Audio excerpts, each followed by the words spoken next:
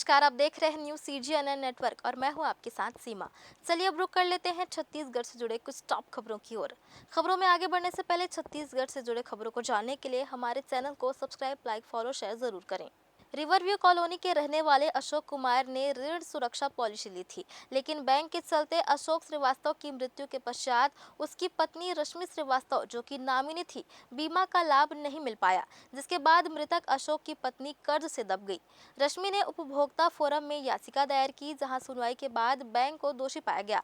इसके पश्चात जो कर्ज अकाउंट था उसे समाप्त करने के साथ साथ मृतक की पत्नी रश्मि सिंह को मानसिक रूप से प्रताड़ित करने के लिए 50,000 अर्थदंड देने और 10,000 वाद खर्च देने का निर्देश दिया गया।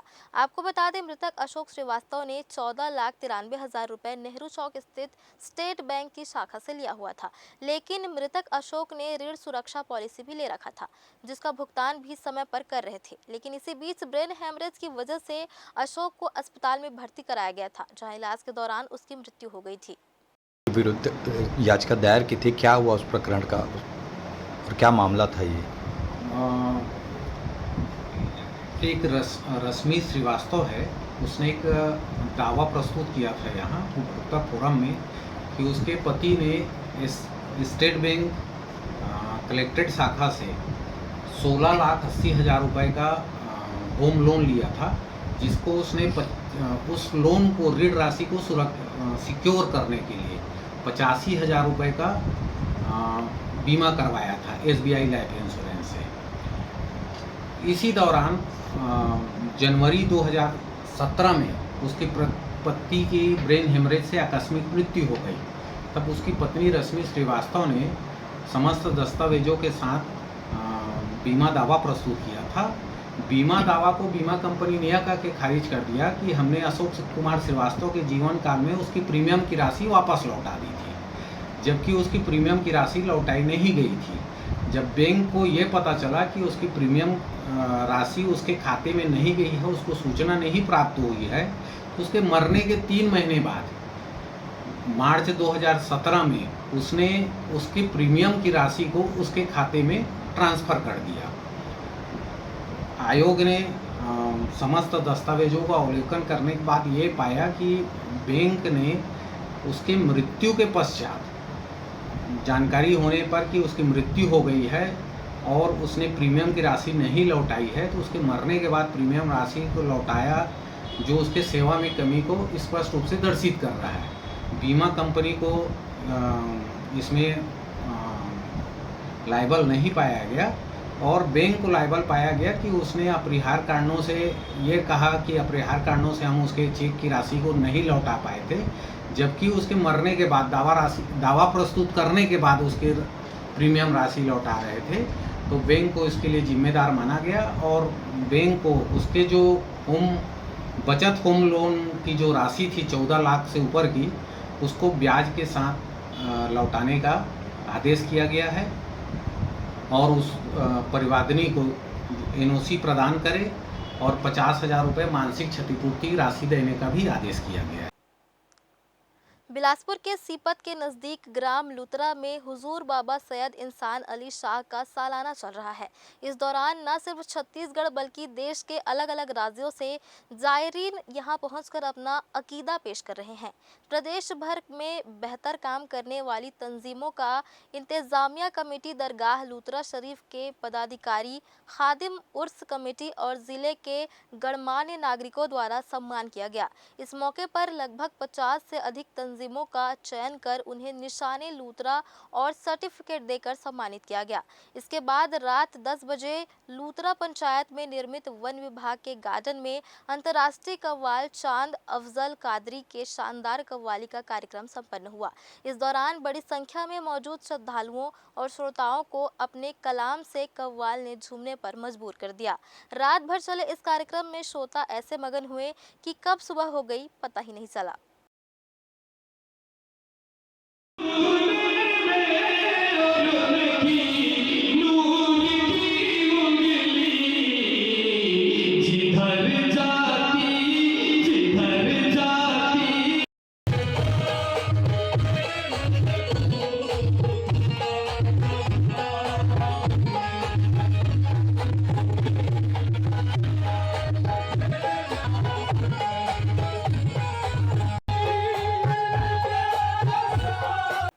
बिलासपुर से बड़ी खबर आ रही है, जहां बिलासपुर स्थित सेंट्रल जेल के 39 कैदियों को शिफ्ट किया गया है। इन कैदियों में 7 नक्सली भी शामिल हैं। इन 39 कैदियों को अंबिकापुर और राजनांदगांव जिले में शिफ्ट कर दिया गया है। यह शिफ्टिंग एनआईए कोर्ट शुरू होने की वजह से किया गया है। आपको बता दें कि बिलासपुर के अलावा अंबिकापुर और राजनांदगांव में भी एनआईए कोर्ट शुरू हो चुका है।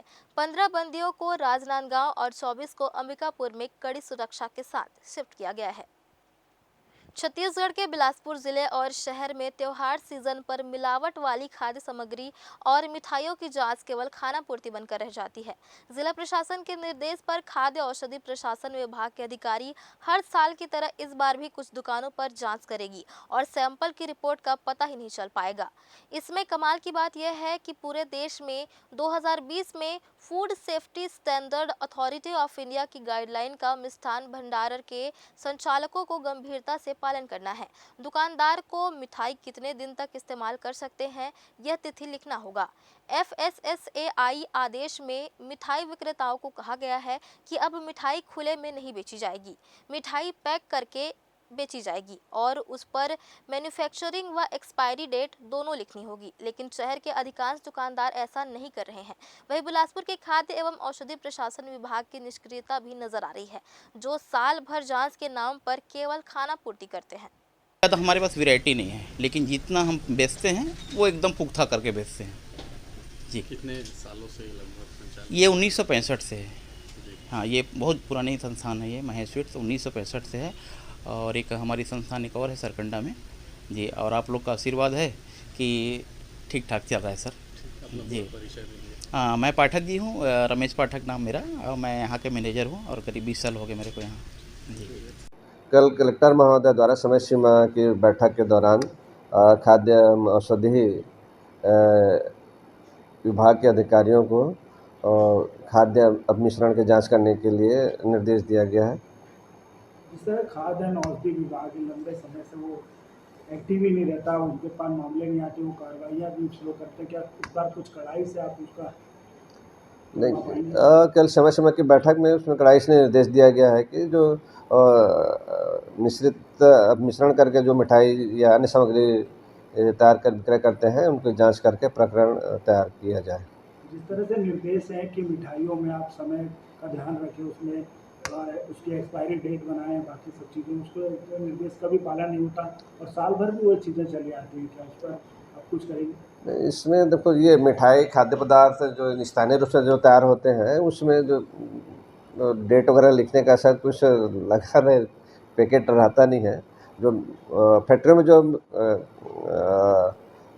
खाद्य पदार्थ जो तैयार होते हैं, डिब्बा बंद या पैकेट में बंद रहते हैं, उसमें निर्माण की तिथि और एक्सपायरी डेट उसमें लिखा रहता है। मतलब इस बार उम्मीद है सर छोटे होटलों को छोड़कर बड़े होटलों में भी जाएगी टीम?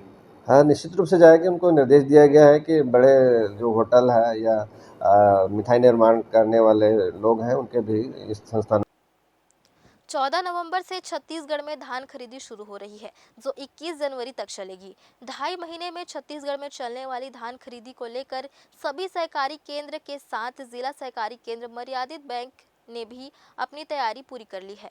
पिछली बार बैंक को 5,40,000 मीट्रिक टन का लक्ष्य दिया गया था, वहीं इस बार इसे बढ़ाकर 7,20,000 मीट्रिक टन कर दिया गया है।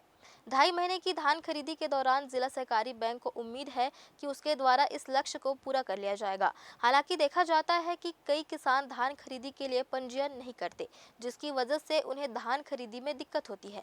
बैंक के द्वारा इस समय सभी विधानसभा और ब्लॉक मुख्यालय में मौजूद ग्राम पंचायत में जाकर धान के लिए पंजीयन करने जागरूक किया जा रहा है, ताकि जब किसान धान बेचने के लिए धान खरीदी केंद्र पहुंचे तो उन्हें किसी प्रकार की कोई दिक्कत का सामना न करना पड़े। इसके लिए जिला सहकारी बैंक के द्वारा भी पुख्ता तैयारी कर दी गई है। फिलहाल इस बुलेटिन में इतना ही। अगले बुलेटिन में फिर होगी मुलाकात, तब तक के लिए दीजिए इजाजत। धन्यवाद।